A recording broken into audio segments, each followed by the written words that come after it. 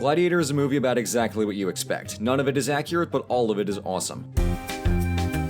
Our story follows Russell Crowe as the totally made-up General Maximus commanding in Germania because he loves Rome as much as he loves his very much still alive wife and son. His best buddy is the Emperor Marcus Aurelius, an old and well-meaning but incredibly short-sighted father figure who loves Rome as much as he ignores his son. He thinks that making Maximus the next emperor in order to restore the Roman Republic is such a good idea that he is genuinely shocked when his inferiority complex-riddled son Commodus does not take this news very well. He is further surprised when Commodus proceeds to murder the hell out of him. Commodus remains hyper-unstable but is also now the emperor, wherein he delights in throwing games in the arena, scheming to abolish the Senate, and banging his sister. This veritable disaster trio is effectively Imperial Rome in a nutshell.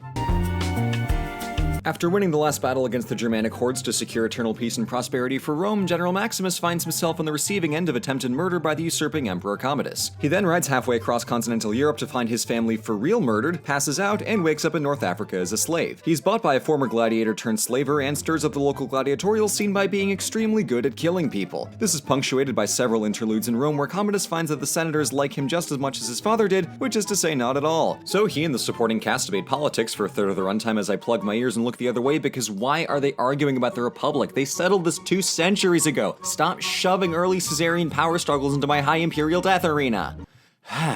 And speaking of, it's only a matter of time before Maximus and his gang of gladiators get express ships to Rome in their quest to buy their freedom and or murder the pants off of the emperor. Watch as the protagonist keeps winning battles so handily that he's invited to meet the emperor himself and proceeds to talk smack right to his face. This infuriates Commodus as he apparently equates his political ambitions with the performance of what is effectively one entertainer. Just stop giving Maximus fights. It's not that hard. Maximus, not concerned whether he lives or dies and determined to do everything in his power to ruin the emperor's day, makes plans for a coup, which fail, and he's thrown into the arena for one last fight against the emperor himself. They trade one-liners and a knife to the abdomen. Commodus cheats some more, but our boy still manages to kill the tyrant in the end. He decrees that Rome is to be remade a republic moments before also hitting the deck. The third casualty of this fight is apparently historical realism, but don't think about that for too long because just look at this ending shot. Gorgeous.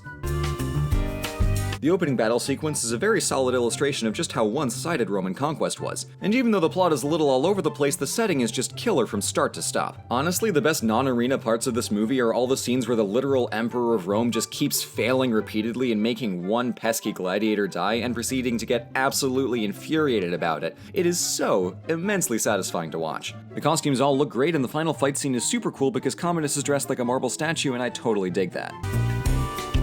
Overall, I'd give this movie an 8 out of 10. Come for the patricide, stay for the sick-ass helmets.